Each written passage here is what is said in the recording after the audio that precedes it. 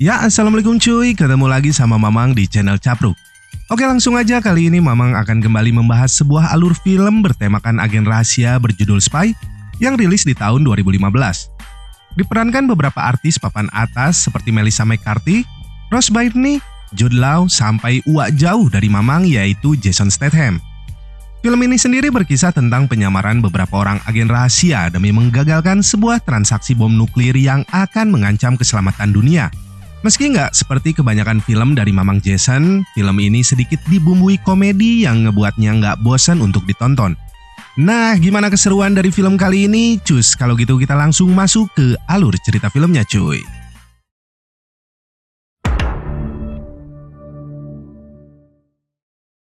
Pria ini bernama Vine, salah satu agen rahasia dari CIA yang diutus untuk sebuah misi. Di tengah sebuah acara pesta, Vine diberikan misi untuk menangkap salah seorang penjahat bernama Boyanov yang diduga memiliki sebuah bom nuklir yang akan mengancam keselamatan dunia. Boyanov mengaku jika saat ini hanya dirinya lah yang mengetahui lokasi keberadaan dari bom tersebut.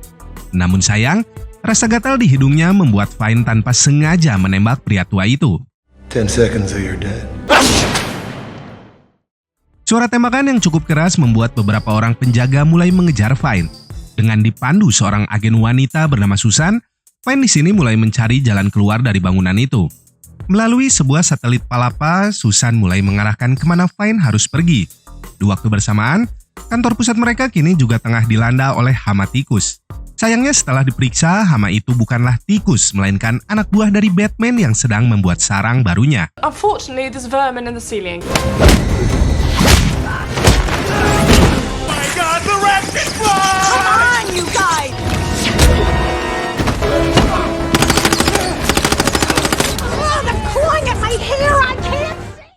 Aksi pengejaran itu ternyata membuat Vine terpaksa harus melarikan diri ke arah sebuah danau.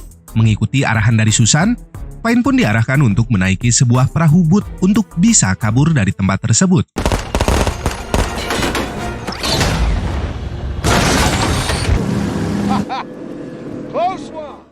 Diceritakan juga di sini kalau ternyata Susan menaruh rasa kepada rekannya Vine yang membuat ia bersedia melakukan apapun yang diminta rekannya itu.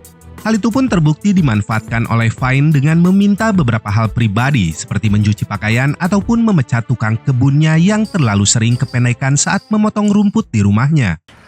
The thing is, Don't fight me. no, I would never. These your children? Oh, you're a killer, Susan. Berkat pertolongan yang dilakukan oleh Susan sebelumnya, Vine pun mengajaknya untuk makan malam mewah di sebuah warteg lokal. Susan yang belum pernah ke tempat itu pun secara tak sengaja memakan sebuah tisu yang dikiranya adalah makanan pembuka. Sebuah kotak perhiasan diberikan oleh Vine kepada Susan atas jasanya di kejadian sebelumnya. Mengira jika itu adalah sebuah lamaran, Susan pada akhirnya harus menjadi kecewa saat melihat isi dari kotak tersebut. Yang mana di sini Vine hanya memberikan sebuah kalung berbentuk kue sebagai ucapan terima kasihnya. Meski sedikit kecewa, Susan pada akhirnya memakai kalung itu di hadapan sang pujaan hati. You don't see that. It's a lot of jewelry. It's Why don't so they you. be a spy? I can't even dress like a spy. I think you're getting pink eye. What? Esok harinya mereka berdua kemudian diajak rapat oleh salah satu petinggi CIA bernama Elaine. Di dalam rapat itu, mereka kembali membahas tentang sosok dari Putri Boyanov yang dinilai mengetahui lokasi dari keberadaan bom tersebut. Wanita bernama Raina ini memiliki hubungan baik dengan beberapa organisasi teroris yang menjadi kenalan dari sang ayah. Salah satu yang paling berbahaya adalah Solsa, pimpinan dari teroris Ceko yang berhubungan langsung dengan Al-Qaeda. Susan sendiri memiliki seorang sahabat di kantornya, seorang wanita bernama Nancy, adalah salah satu agen yang menjadi sahabat sekaligus tempat curhat dari Susan. Meski di sini Susan seringkali merasa tidak dianggap di agensinya, Nancy di sini selalu memberikannya dukungan layaknya seorang karburator. Ia bahkan menyuruh Susan untuk keluar dari zona nyaman dan menjadi wanita yang berbeda agar bisa lebih menikmati hidup. Di dalam bar itu juga mereka berdua kemudian bertemu dengan agen wanita lainnya, seorang wanita bernama Karen, agen lapangan yang banyak mendapatkan prestasi di agensi mereka. Dengan kata lain, Karen adalah sosok yang mereka idamkan sebagai seorang agen wanita. Bye. You're not even allowed to smoke in here. Seperti biasa, kali ini Susan kembali memandu Vine dalam menjalankan misi menyelinap ke dalam kediaman dari Raina. Namun, Susan mendapat sedikit masalah yang membuat kamera pengintainya tidak bisa mengambil gambar dengan jelas. Tak berapa lama beberapa anak buah dari Raina berusaha menangkap Vine namun berhasil diatasi dengan cukup mudah oleh Vine. Namun sayang, Vine di sini menjadi lengah dan Raina yang seharusnya menjadi targetnya malah berhasil menodongkan senjatanya ke arah Vine. Fine, what's happening? You can get the knife and disarm her. No. Kematian Vine menjadi pukulan yang cukup besar bagi Susan. Ini hanya kalung kue yang akan menjadi kenangan dari dirinya. Dari rekaman kamera terakhir yang dipakai oleh Vine, Susan menemukan secari kertas yang berisikan sebuah petunjuk bertuliskan Paris. Hal itu pun membuat mereka kembali melakukan rapat dengan Elaine. Kali ini, beberapa orang agen terbaik ikut ke dalam rapat tersebut. Salah satunya tentu saja seorang pria gundul bernama Ford. Berjiwa barbar dan brutal, Ford di sini berniat untuk membalaskan dendam kematian dari Vine. Meski begitu, Elaine di sini membutuhkan seorang agen yang tidak dikenali oleh para teroris. Susan pun menawarkan diri untuk menjadi agen pada misi tersebut. Penampilannya yang tak seperti agen lapangan membuat dirinya akan sulit dikenali sebagai seorang agen mata-mata. Meski sempat beradu tegang, Elaine pada akhirnya memberikannya izin untuk menjadi agen pada misi kali ini setelah dirinya melihat rekaman latihan dari Susan yang terlihat seperti agen profesional. Ouch. Was not harmed. Fine was your mentor. You're going. Okay. Carol Jenkins. Yes, Carol Jenkins. This was my family if I've taken hostages.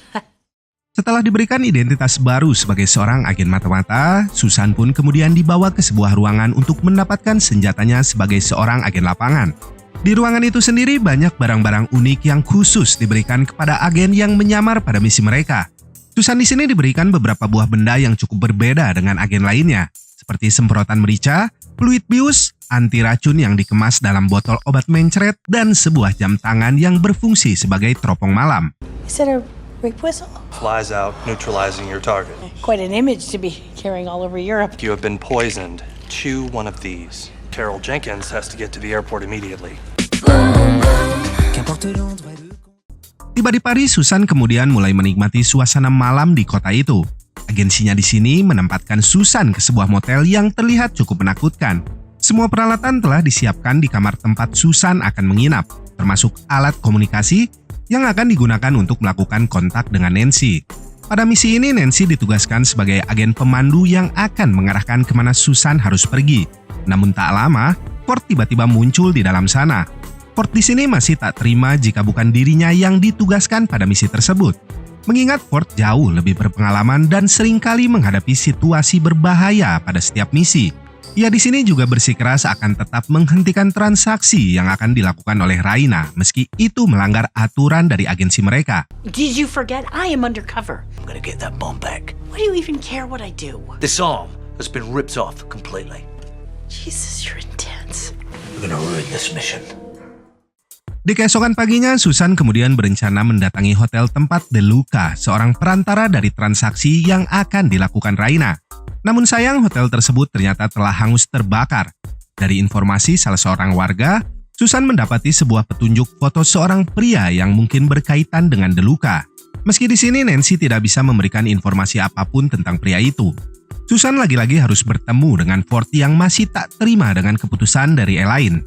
Namun sesaat setelah dirinya keluar dari warteg tersebut, pria yang ada di foto tiba-tiba muncul dan mengikuti kemana Ford pergi. Susan kemudian mengikuti pria itu dan melihat jika si pria menukar tas yang dipakai oleh Ford. Tak ingin sesuatu terjadi, Susan di sini bergegas untuk mengejar Ford dan memberitahukan hal tersebut. You've got a friend. Sieben, halulu. I need the mic!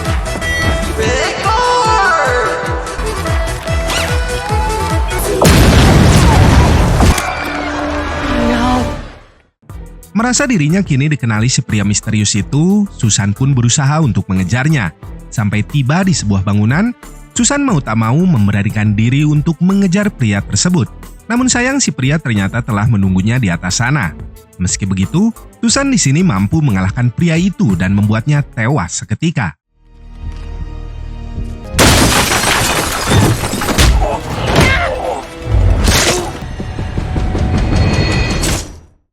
Dari sebuah kamera yang berhasil diamankan Susan, ia mendapati sebuah petunjuk di mana DeLuca dan Raina membicarakan tentang sesuatu bernama Ronaldo. Susan yang memiliki basic sebagai agen analis, akhirnya menyadari jika Renaldo adalah sebutan untuk sebuah mobil milik DeLuca, yang kemudian meminta Nancy untuk melacak keberadaan dari mobil tersebut. Setelahnya, Susan kembali diberikan identitas baru dalam penyamarannya. Kali ini Susan akan menyamar sebagai wanita pecinta kucing dan akan segera terbang ke Roma, Italia untuk melanjutkan misi.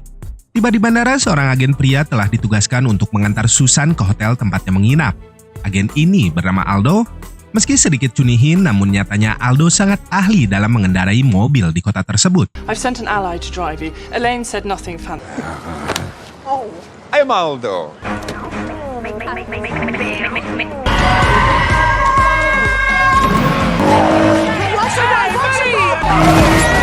This can't be right! Don't worry, I have you. Tiba di tujuannya, Susan tanpa sengaja melihat kedatangan dari DeLuca di sebuah tempat kasino. Melihat kesempatan itu, Susan pun berencana untuk masuk ke dalam sana meskipun rekannya Nancy sempat memperingatkan untuk tetap pada tugasnya memata-matai target mereka. Setelah melakukan persiapan, Susan pada akhirnya berhasil masuk. Namun sayang, namanya sendiri tidak masuk ke dalam daftar tamu undangan. Beruntung Ford di sini kembali muncul dan berhasil menyelamatkannya. Ford ternyata telah terlebih dulu mempersiapkan misinya sendiri untuk bisa terdaftar di dalam undangan tersebut. Dari sana Susan kembali berusaha untuk mendekati DeLuca, namun kembali gagal dan membuat dirinya harus menunggu di sebuah bar. Di bar inilah Susan kembali melihat sosok dari Raina. Tanpa berpikir panjang, ia pun kemudian mendatanginya dan mengatakan jika ada seorang pria yang menaruh racun ke dalam minumannya. Dari percakapan itu akhirnya mereka pun mulai berkenalan dan berhasil mendapatkan pria yang dimaksud Susan sebelumnya. Ingin membuktikan ucapan dari Susan, Raina di sini memaksa pria itu untuk meminum minuman tersebut. Dan hasilnya, si pria langsung tewas dalam hitungan detik. Apparently there's nothing wrong with it. I don't want your drink.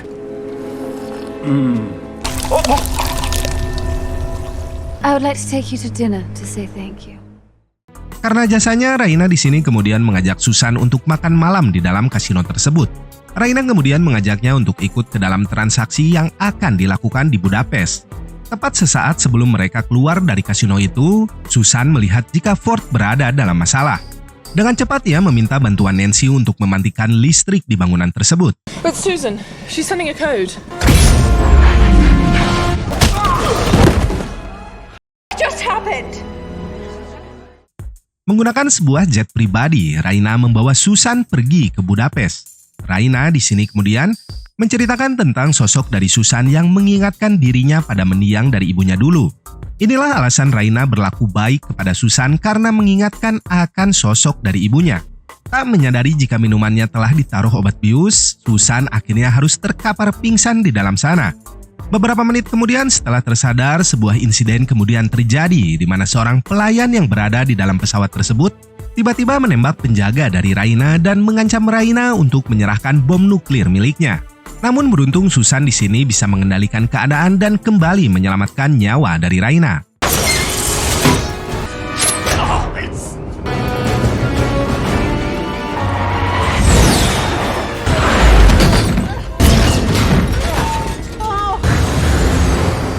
Now put the plane on autopilot and get up.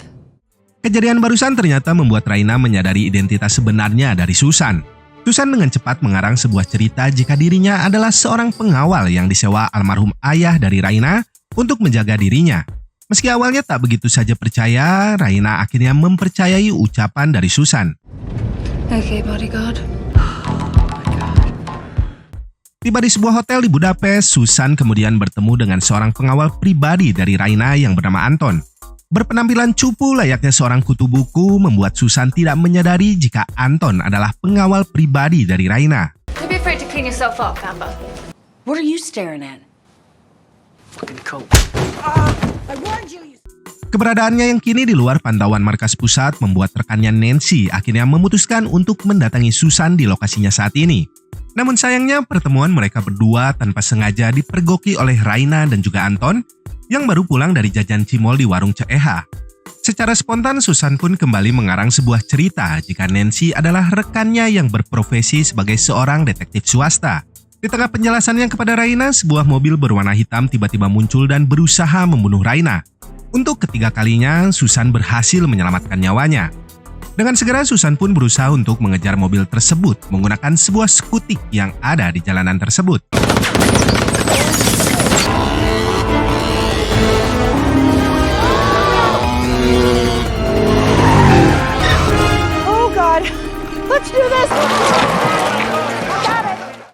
Setelah melakukan sedikit aksi kejar-kejaran di tengah kota, Susan pada akhirnya berhasil menembak ban dari mobil itu dan membuatnya menabrak kendaraan yang ada di hadapannya. Namun saat didekati, orang yang ada di dalam mobil itu tak lain dan tak bukan adalah Karen dan agen lainnya yang ditugaskan untuk menghabisi Raina. Oh my God, Karen. Sorry about this, too. Kesal menghadapi percobaan pembunuhan beberapa kali atas dirinya, Raina di sini kemudian menyuruh kepada Susan untuk mencari orang lain sebagai pengganti Anton yang tewas akibat insiden sebelumnya. Tak punya pilihan lain, Susan dan Nancy kemudian menghubungi Aldo dan memintanya untuk menyamar dan bekerja kepada Raina sebagai pengawal pribadinya. Keep your eyes open. This beautiful body would be a crime. Di dalam sebuah pesta, Raina kemudian menyuruh Susan untuk mencari sosok seorang wanita di dalam sana. Yang mana wanita itu sendiri ternyata pernah ditemui Susan saat dirinya berada di Paris. Di tengah acara tersebut, lagi-lagi Ford terlihat hadir di dalam pesta. Kali ini, Ford menyamar menggunakan sebuah wig dan kumis palsu agar tidak dikenali pihak keamanan Raina. Tak lama setelahnya, sosok wanita yang dicari kemudian masuk. Tak ingin Raina melihat kehadiran dari si wanita itu, Susan di sini meminta kepada Nancy dan juga Ford untuk membuat sebuah pengalihan, sementara dirinya akan mengurus wanita tersebut. Thanks for letting me know. Do not let Raina see that woman. Nancy, I got her. Meet me outside. Okay, right, no, I'm...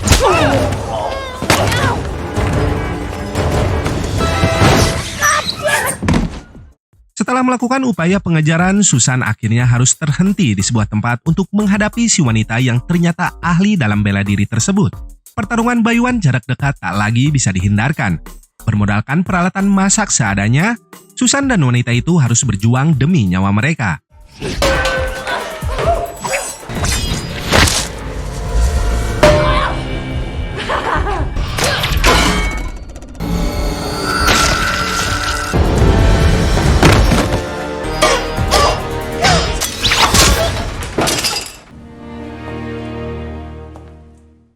Di sini diceritakan jika ternyata Fine tidak tewas pada kejadian sebelumnya.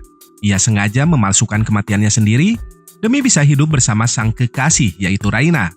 Meski dirinya sendiri belum mengetahui kalau Fine ternyata adalah orang yang telah membunuh ayahnya dulu. Raina di sini juga sempat ingin membunuh Susan. Namun beruntungnya, Fine menghalanginya dan membuat Susan terpaksa harus dibawa ke sebuah ruangan tahanan yang mana di sana Aldo sudah terlebih dulu tertangkap. Namun tak berapa lama dari sana, Fine terlihat masuk ke dalam ruangan tahanan. Di sini ia kemudian menjelaskan jika semua yang terjadi adalah penyamarannya untuk bisa mendapat kepercayaan dari Raina. Ia sengaja membuat seolah-olah dirinya telah tewas di malam kejadian sebelumnya, di mana hal itu ternyata dikarenakan Karen, salah satu agen mereka, telah menjual nama seluruh agen CIA kepada Raina. Beruntungnya Fine telah berhasil membunuh Karen di scene sebelumnya.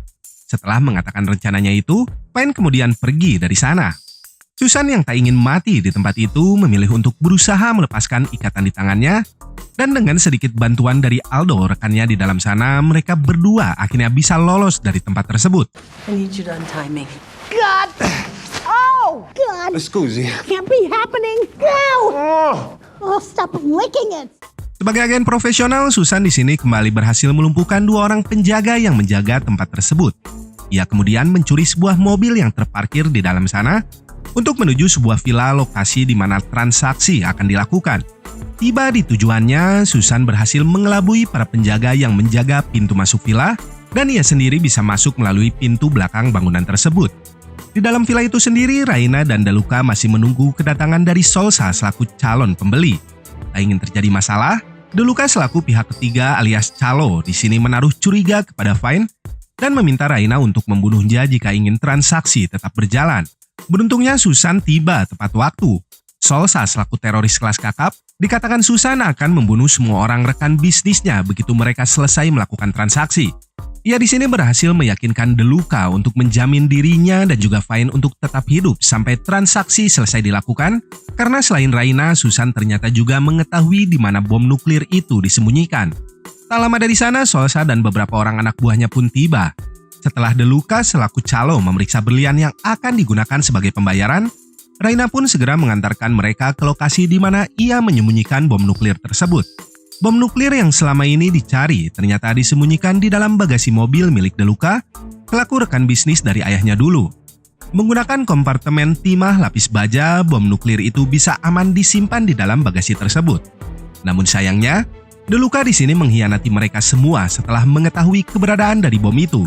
Ia mengatakan jika akan ada pembeli lain yang menawarkan harga 5 kali lipat dari yang akan diberikan oleh Solsa. A buyer who's willing to pay me 500 million euros.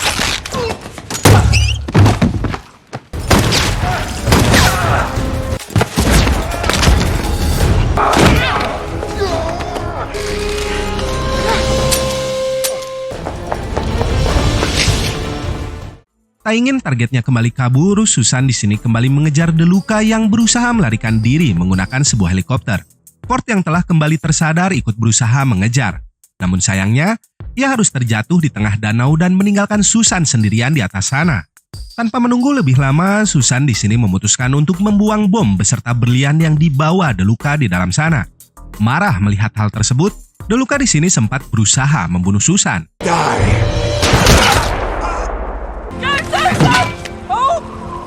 With an adjustable toggle! A motherfucking spot. Let's go shoot somebody else. Berkat semua kerja keras dari Susan, bom nuklir itu kini berhasil diamankan. Raina selaku pihak penjual juga ikut diamankan oleh polisi setempat. Meski begitu, ternyata selama ini Raina memang menyukai sosok dari Susan yang mirip dengan mendiang ibunya. Di sisi lain, Aldo yang dikira seorang agen cupu nyatanya adalah salah satu petinggi di Interpol. Sebagai agen senior, ia di sini memberikan ucapan selamat kepada Susan yang telah berhasil menjalankan misinya. Atas keberhasilannya itu, Susan kemudian resmi dijadikan agen lapangan oleh Elaine dan kembali mendapatkan tugas melakukan sebuah misi di Praha. So you're a spy now, Coop. Yeah. Glad you're still alive, Beverly. Still have the CIA? Probably not. They need me. Sounds good, Ford. Good for you. I hope you like champagne and beef jerky. Well, oh.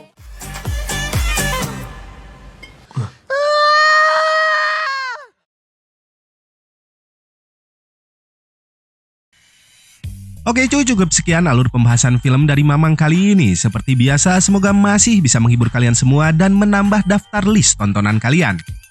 Akhir kata dari Mamang, wassalamualaikum warahmatullahi wabarakatuh.